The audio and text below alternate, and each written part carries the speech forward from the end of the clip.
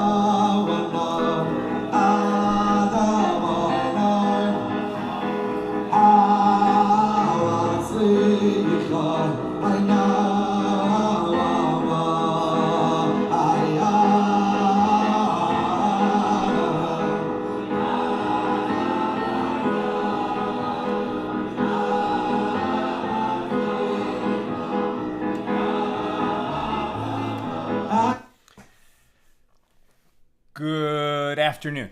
How's everybody doing? Great to be learning with you on a Thursday, Yom Hamishi. Hold on a second. Let me just make some adjustments here. Please bear with me. It's very emotional, very... Give me 1 second. Give me 1 second, my friends. What is going on here? Why is this so difficult? Okay, here we go.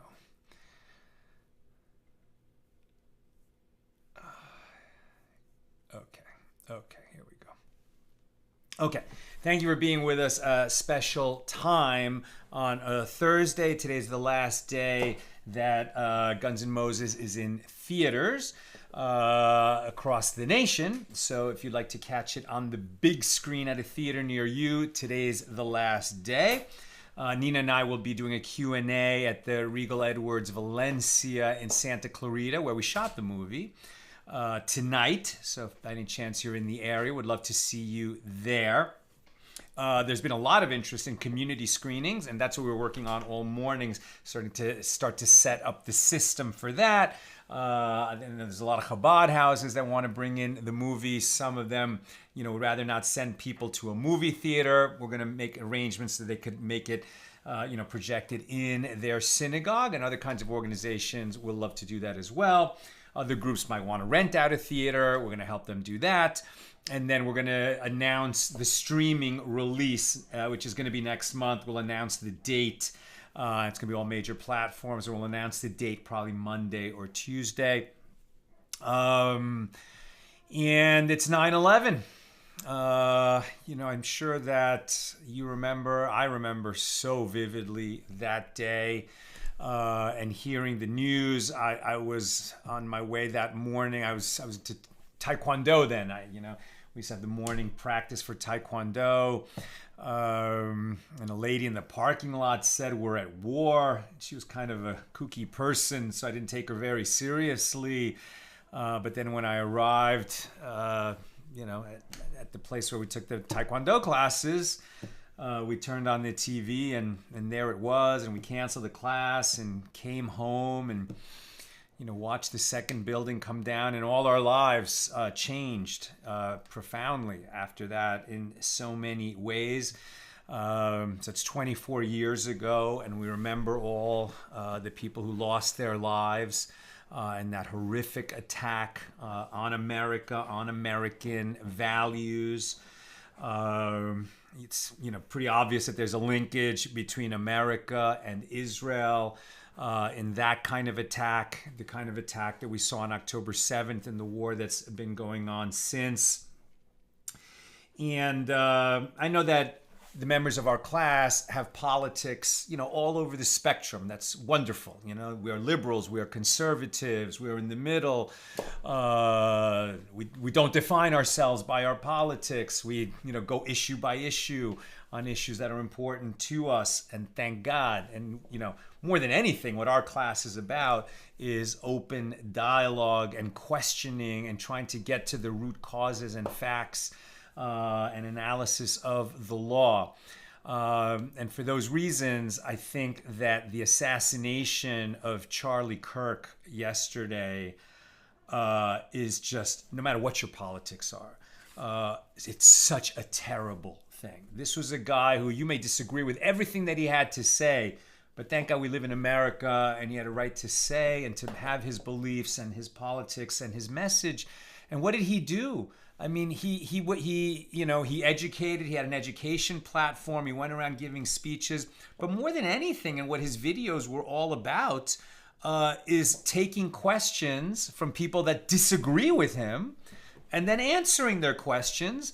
And again, you may disagree with his conclusions, and you may even disagree with his facts. But it was certainly his effort to always base his arguments in facts, much as Ben Shapiro, who I've met personally, is always, bringing down hard information to back his viewpoints. And I think that Charlie tried to do that. Again, you don't have to agree with his messaging or his politics, but there's no place in a civilized society for violence and murder, for somebody, to be directed against people we disagree with. It's a horrific thing in our nation, and that happened yesterday, and now it's starting to sink in and settle in on 9/11. I'm just so emotional about all of this in conflicting ways, different ways. But I know that in a civilized society, there's just no way for this. And I really respect, I have to say, Charlie Kirk and what he stood for, dialogue, fact-based argument, and especially, being in conversation with people you disagree with, right? And I posted yesterday on Accidental Talmudist that to honor his memory, I think something we should all be doing is, people that we disagree with, call them up in a very Talmudic way, say, please tell me this thing that we disagree on. Tell me why you feel that way, and then just listen and just let them say their point. And even if it sickens you and you disagree with it so vehemently, just hear them out and then say, okay, what I heard you say is, and be able, to repeat or summarize what they said to you and their reasons for feeling that way in a way that they would say, yes, that's my viewpoint. Because at that point, I think that they're going to be so infinitely more likely to listen to you and what your viewpoint is and why you feel that way. And you don't need to convince them, and they don't need to convince you. But the fact that you've had dialogue, especially if this could happen, so many families, like family members, stop speaking to each other over presidential elections and recent politics. We're family, right? We love each other. We shouldn't be breaking off relationships because we disagree about politics or religion or any subject. So this ability to be in conversation with somebody that you disagree with, I think it's what Charlie Kirk stood for. I think it's a way to honor his memory. And please, God, they should catch the assassin and give him the justice that he richly deserves. All of this happening, as I told you yesterday, when Nina and I went to court to confront the embezzler who stole from us. That's where we were, in a courtroom, when we heard that Charlie Kirk had died. I mean, it's just a crazy 24 hours. I just don't even know what to make of it. Sorry for my preamble, but we're so close here in this class that I always share with you guys what's going on with me. Okay, so let us dedicate our learning today, in memory of the lives that were lost on 9/11, in memory of all the lives that were lost because radical terrorists want to impose their view of the world on the rest of us through violence. May we soon see a day where this bloodshed and violence cease, and we can have a beautiful peace that fills the world with a knowledge of God that fills the world like the water fills the sea. And let us say, Amen. Let's light up the darkness. It is, by the way, a short daf today, so we have a little time for that. We won't run long. Who's in the house? Bill in mid-Missouri, Gordo in Scotland, Guy in Ohio, Yehudit in South Carolina, Joe in the Inland Empire, Melissa in Great Neck, Bella in Florida, Bell in Texas, having reception problems. I hope that gets worked out. I was having a few myself. And Bell says resolved, thank God. Karen in Northern California, Nancy in North Carolina, Sarah said she saw the movie last night. It was kind of tough to watch after the events of the day. Yeah. I mean, our movie opens with an assassination. A killing from a distance, right? And the killer gets away. Crazy that this is now, we're seeing it in the real world. Camille, I was at the Moshav in Israel. Our friend called us and said USA's under fire when in 9/11. You remember that day, yeah. Guy, I love this. Assassination doesn't stop the discussion between reasoning men, only declared that one group feels inadequate to offer an intellectual response. Yeah, and Yarden Bibas, I saw a quote from him, who lost his family on October 7th. Why does my screen keep freezing? I think the broadcast is not freezing. It's probably just my screen here. Let me check the YouTube. Yeah, YouTube looks good. He said that, when you cut out a man's tongue, you don't prove that he's a liar. You prove that, you don't have the facts with which to debate him. I forget what the exact quote was. I saw it on Instagram. But yeah, same idea. And, God, this is frustrating. Sorry about that. Also, Robin in Arizona. We love the movie. Thank you so much, Robin. Gordo, words of generous humanity. Sal, thank you and amen. Thank you, brother. Frank in San Pedro, Franco in Trieste, Italy, Camila's in Texas and Israel, and Ella in Southern California, and Maud. Saw the movie with my son. Love it. Thank you so much. Okay, let's get back to our learning. Our page today is page 9 here in Tractate Horayos, the shortest volume of the Talmud. But it's the 28th volume of the Talmud. We're at the bottom of page 8b, picking up Mishnah number 6 here in chapter 2. And with God's help, we will complete chapter 2 today. Mishnah 6. The court is not liable for issuing a ruling with regard to hearing a voice. Hearing a voice? We're not talking about hearing a heavenly voice.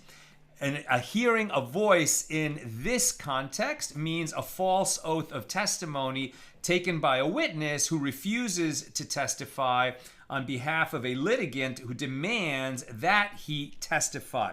What's going on here? We were talking about yesterday, right? What are the kinds of laws, what are the kinds of commandments that if a court issues an erroneous ruling, or an anointed priest issues an erroneous ruling, or a king issues an erroneous ruling, and in the category of king we include a nasi, or an individual who just violates the law, and then in all these cases would become liable to bring a sin offering or the special communal sin offering for a community that relied on an erroneous ruling, or an anointed priest that relied on an erroneous ruling, etc. This doesn't apply to erroneous rulings or unwitting transgression in the case of an individual of just any law or commandment, but only certain kinds of commandments. And as we've seen, they tend to be negative commandments, right? Prohibitions, thou shalt not, as opposed to thou shalt.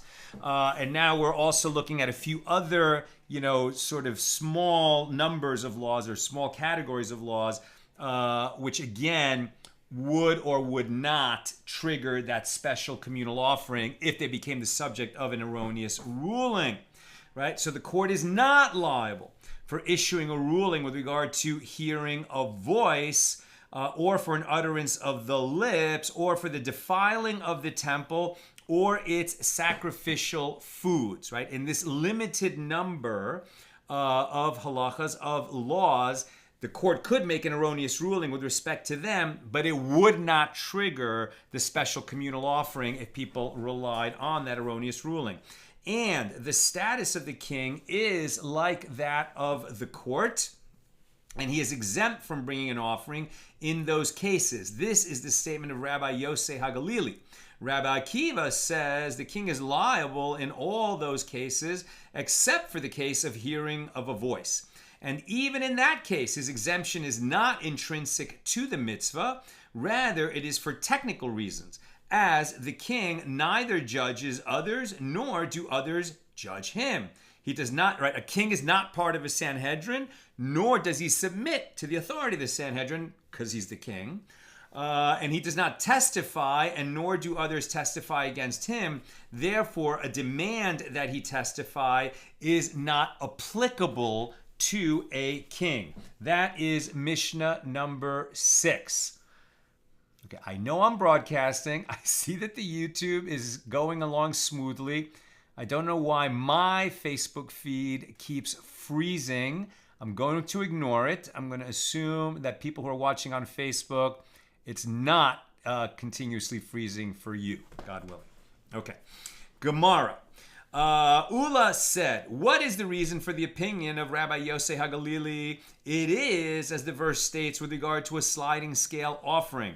And it shall be, when he shall be guilty of one of these matters, indicating that anyone who becomes liable in every one of the instances for which one brings a sliding scale offering becomes liable in all of those instances, and anyone who does not become liable in every one of the instances to bring a sliding scale offering does not become liable in any of those instances. Since the king is exempt from taking an oath of testimony, he is exempt in those other cases as well. Again, we're getting a little bit into the technical aspects of the law.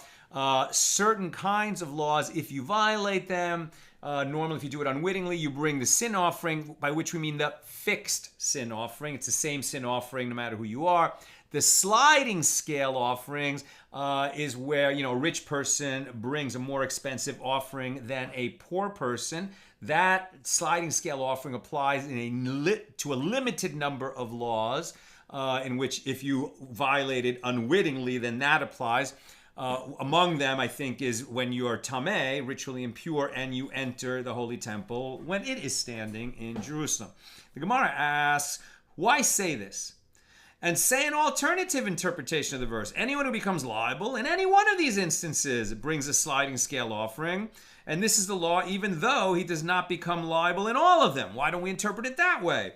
So rather, the reason for the opinion of Rabbi Yosei HaGalili is from here, as it is taught in a Baraisa that Rabbi Yirmiyah would say, it is stated, and now we're at the top of 9a, and if his means suffice not, right? He's too poor, Leviticus 5:7, and it is stated, and if his means not suffice, in Leviticus 5:11, indicating that the sliding scale offering applies only to one who can come to a state of poverty and wealth.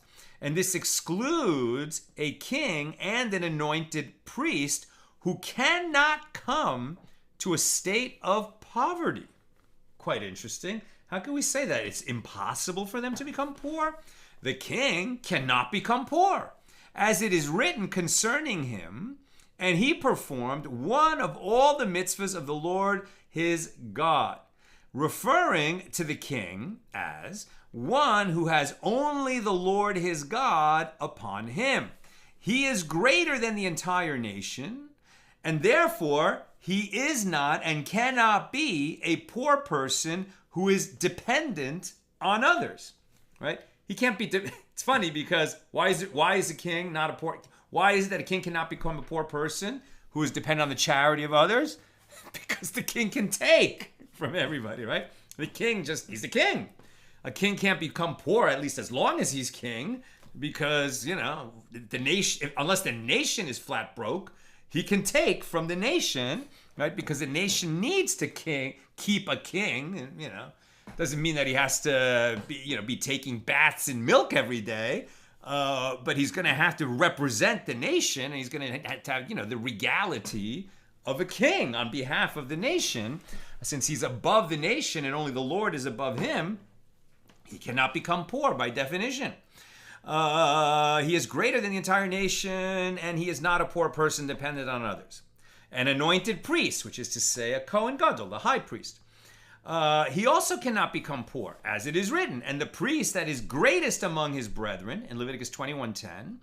And this means that he is greater than his brethren in beauty, in power, in wisdom, and in wealth. Not a poor person. Again, he's the high priest, Unless the whole nation is completely flat broke, the nation sustains the temple sustains the priests, and the priests sustain the high priest. By definition, he can't be a poor person. Others say, from where is it derived that if the high priest does not have personal wealth, one should make him great from the property of his brethren? And the verse states, and the priest that is greatest among his brethren, upon whose head the anointing oil is poured, from which it is derived, make him great. If you have to make him great like this, then you do it from the property of his brethren, who will provide him with enough property to render him wealthy. Again, doesn't mean he has to have yachts in Monaco, but he has to have the means to, discharge the office with dignity. Ravina raised a dilemma before Rav Nachman bar Yitzchak in the case of a king who was afflicted with tzaraas, right? Tzaraas, the skin condition, which is a physical expression of a spiritual malady, no longer exists in the world. It did exist when the temple was standing. Most closely tied to lashon hara, evil speech. Sadly, evil speech, gossip, slander, etc., that still exists, and we always have to fight against it. So,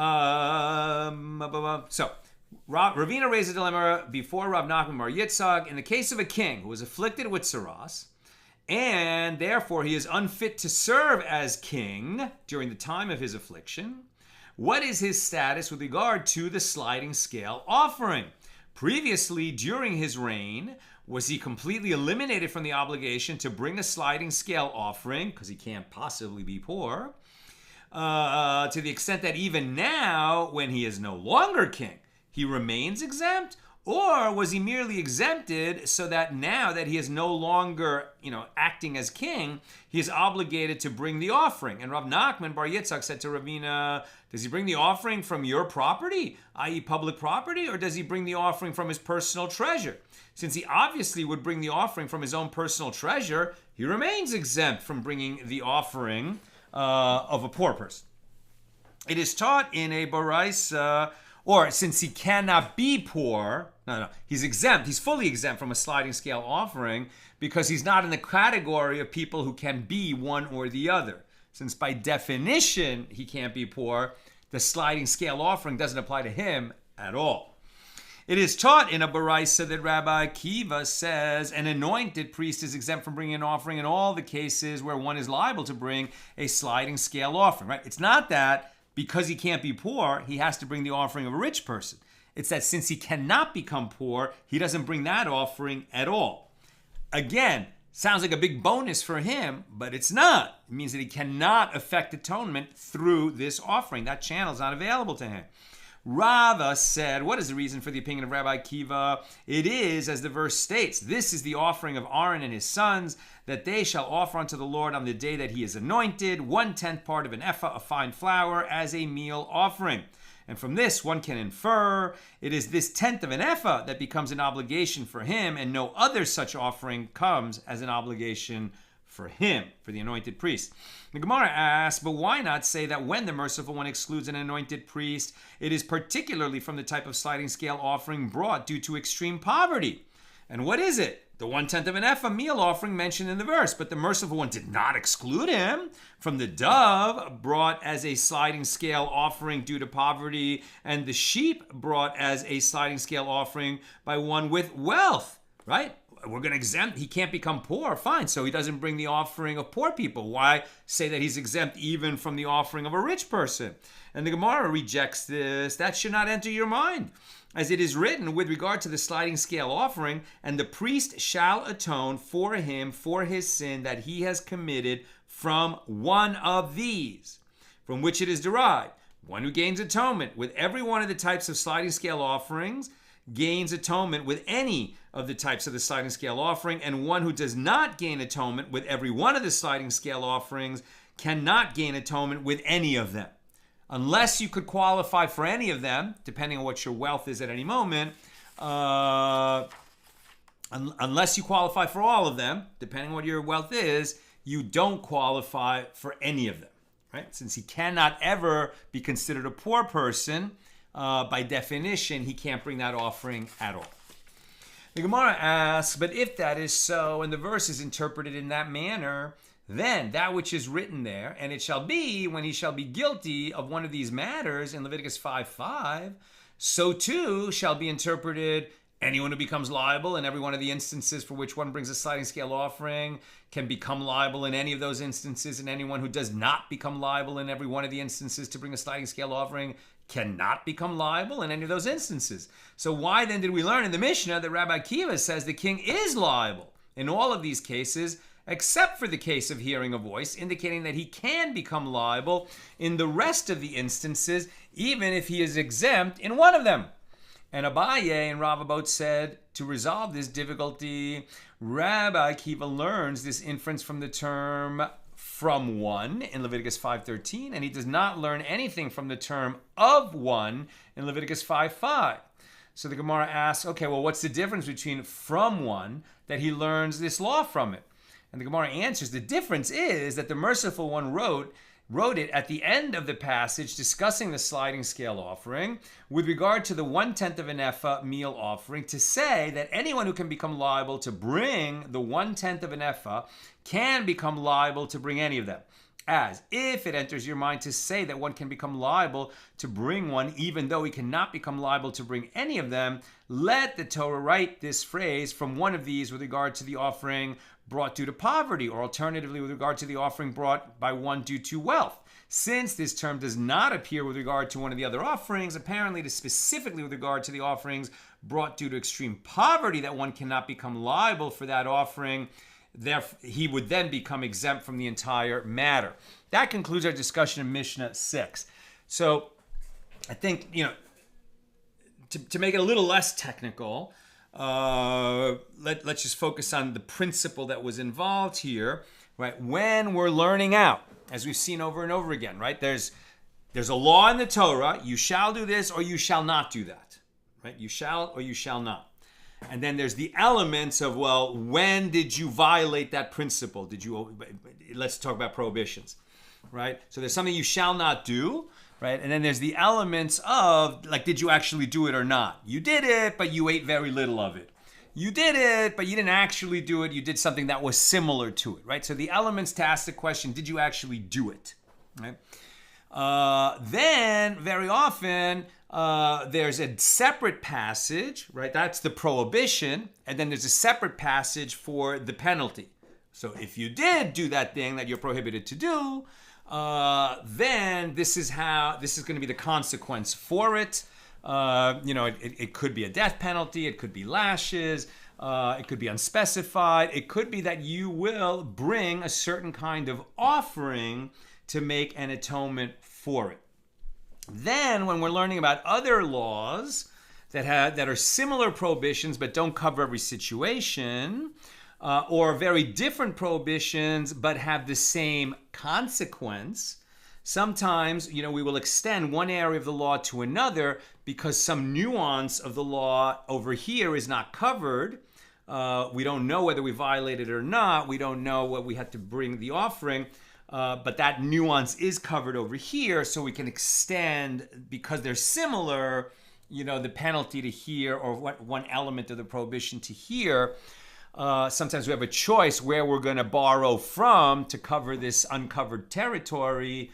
And then we're trying, as we said yesterday, trying to figure out, well, what law is this law most similar to that I'm going to learn out, some aspect of the law that hasn't been covered here.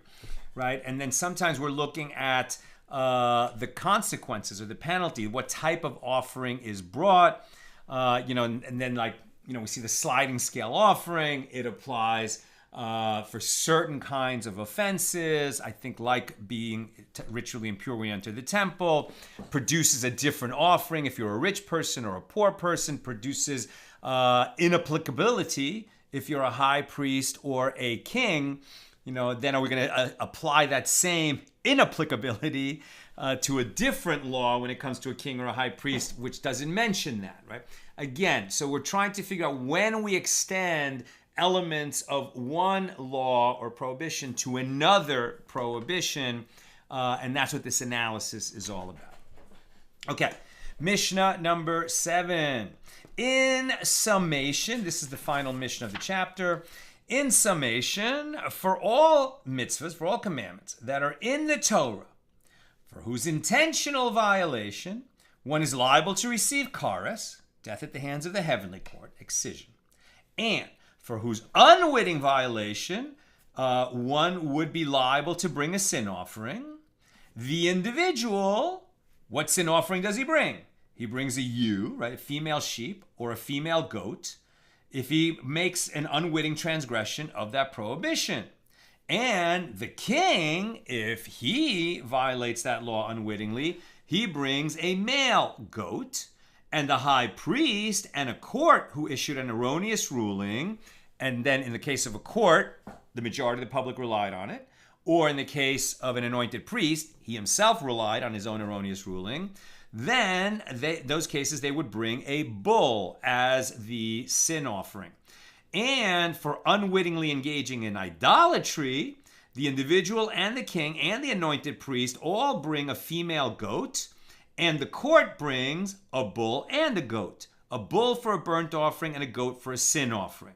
Now, with regard to a provisional guilt offering, this is where if you know you did it unwittingly, but you know that it happened, you would bring a sin offering.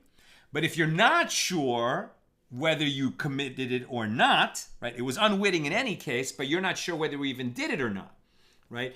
You ate two pieces, there was two pieces of meat before you. One was permitted. The other one was not permitted.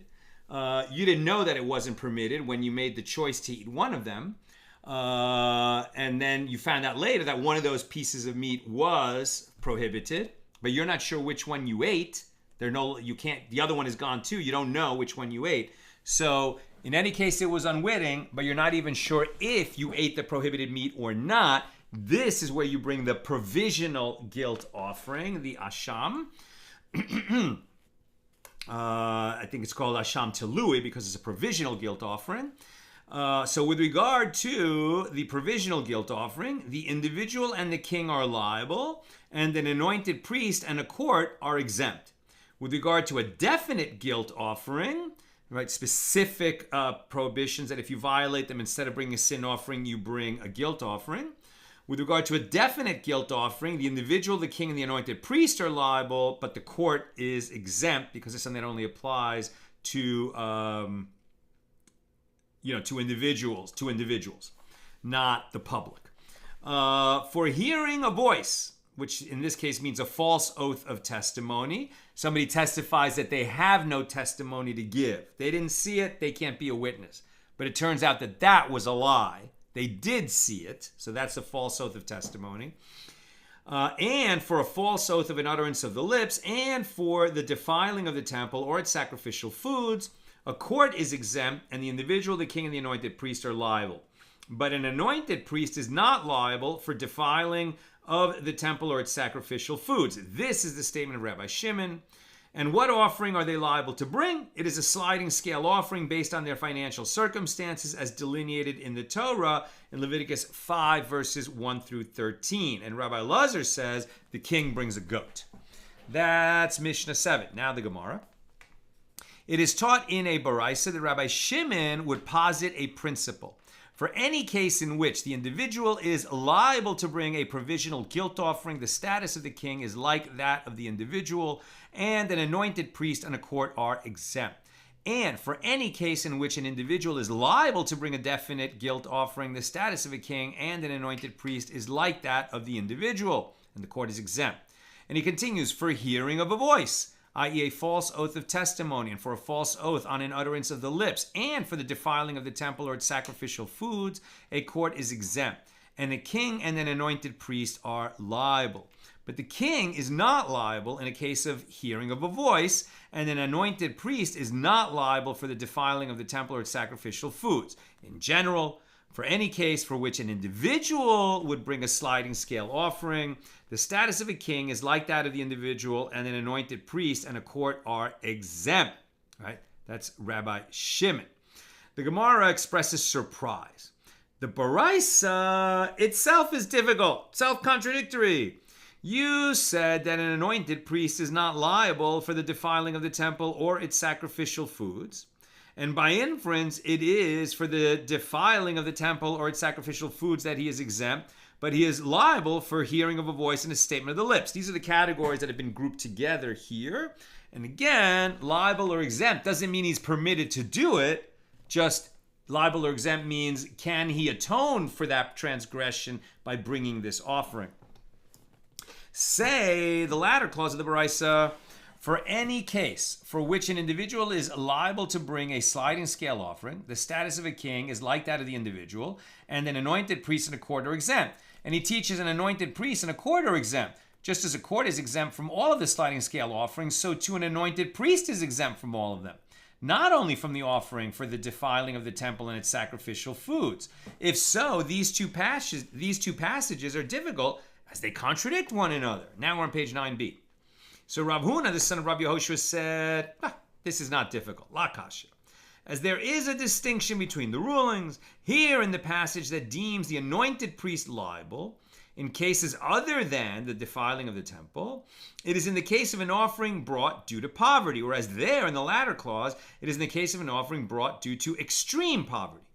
And Rabbi Shimon holds in accordance with the opinion of Rabbi Akiva with regard to one law, and he disagrees with him with regard to a different law. He holds in accordance with the opinion of Rabbi Akiva in the case of extreme poverty that the anointed priest is exempt from bringing that meal offering. And he disagrees with Rabbi Akiva in the case of poverty, as opposed to extreme poverty, as he does not hold that the anointed priest is completely exempt from bringing a sliding scale offering. Back to our Mishnah number 7. The Mishnah teaches that Rabbi Shimon says, but an anointed high priest is not liable for defiling of the temple or its sacrificial foods. Chizkiah said, what is the reason for the opinion of Rabbi Shimon? It is as is written, with regard to one who becomes ritually impure and he enters the temple. And a man who shall be impure and shall not be purified, that soul shall be excised from the midst of the congregation because he has defiled the sanctuary of the Lord. The water of sprinkling has not been sprinkled on him. He is impure. When does the water of sprinkling apply? To somebody who became impure with tumas mace, corpse tuma. Right? Either he came into contact with a dead body or he just walked over a grave. Either way, he can't enter the holy temple until he goes through the purification process. We don't have this now, right? This is only when the holy temple is standing in Jerusalem. Now we live in, Galus in the diaspora, and even in Israel, we are all assumed to be tameh.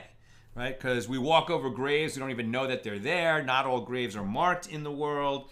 And there hasn't been a red heifer in 2,000 years, such that, we could have slaughtered it opposite the Temple Mount, burned it in a special pyre, collected the ashes, and created the waters of sprinkling that would be necessary to purify us from corpse tuma. That's why, we have a strong tradition that when Mashiach comes, a red heifer will also come so that when the third temple goes up, we'll be able to get purified so we can walk into it. And all the more so that the priests can serve there. Okay.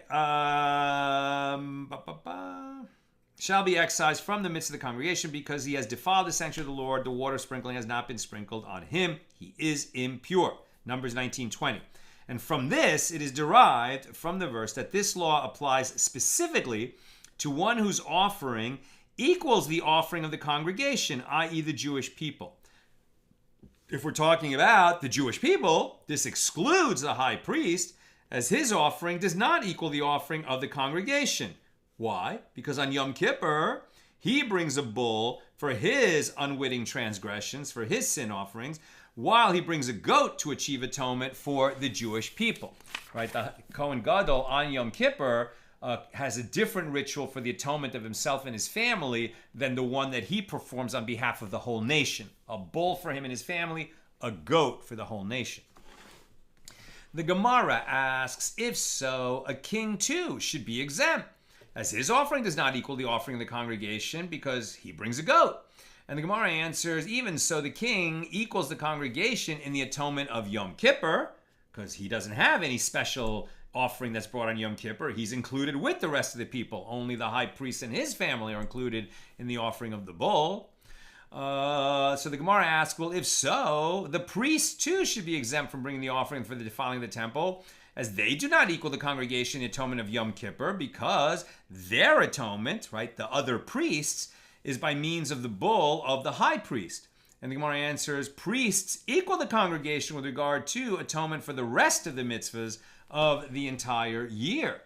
So the Gemara challenges, well, then the anointed priest too equals the congregation with regard to atonement for the rest of the mitzvahs of the entire year. So rather, Rava said, say it like this: one whose sin offering equals that of individuals. And who are these individuals? They are the congregation. The status of a congregation that performed an unwitting transgression, not on the basis of the ruling of the court, is that of individuals. All the individuals have to bring sin offerings. There's no collective communal sin offering if they weren't relying on an erroneous ruling of the Sanhedrin.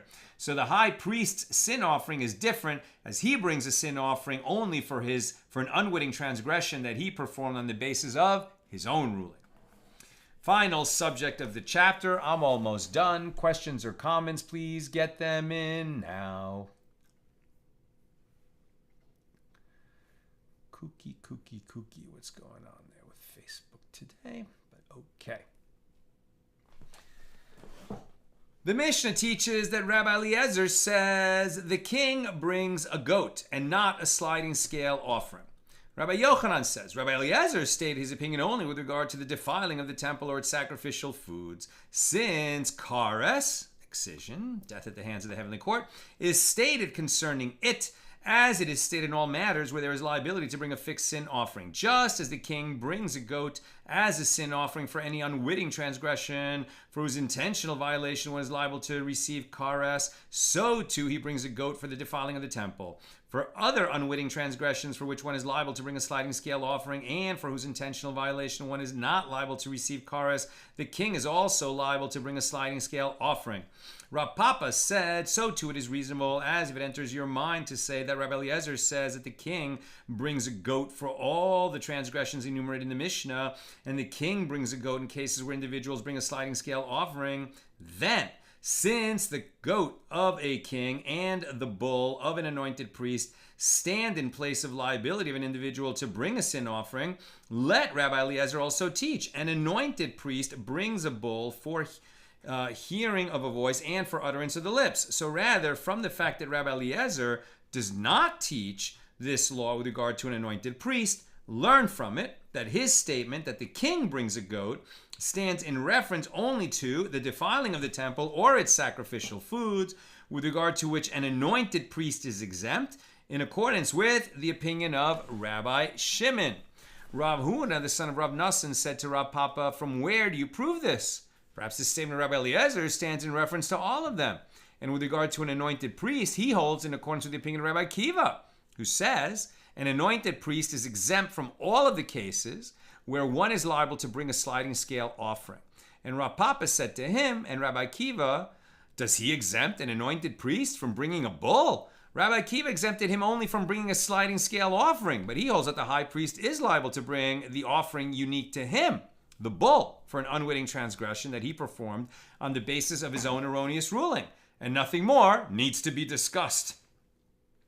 Rabbi Yochanan said Rabbi Eliezer concedes that a king does not bring a guilt offering for the defiling of the temple or its sacrificial foods. The Tana who recited Mishnayos and Baraisas in the study hall recited a Baraisa before Rav Sheshas. In the case of a king, a provisional guilt offering comes for the defiling of the temple or its sacrificial foods. Rav Sheshes said to him, who said this to you? Is it Rabbi Eliezer who said, since kares is stated in regard, as it is stated in all matters where there is liability to bring a fixed sin offering, a king brings a goat for the defiling of the temple? Since the status of his offering is like that of a fixed sin offering, in cases of uncertainty, he is liable to bring a provisional guilt offering. And Rav Sheshes asked, but didn't Rabbi Yochanan say Rabbi Eliezer concedes that a king does not bring a provisional guilt offering? And the Gemara concludes this Mishna and this chapter by saying, indeed, the Baraisa is difficult.